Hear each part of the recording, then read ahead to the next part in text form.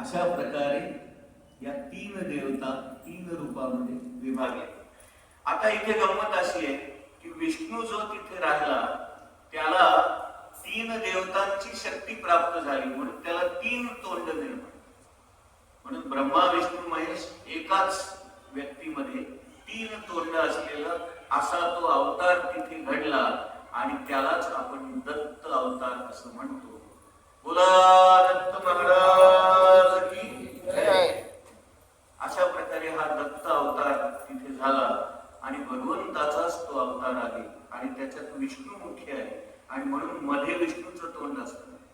एका बाजूला ब्रह्मदेवाचं एका बाजूला शंकर.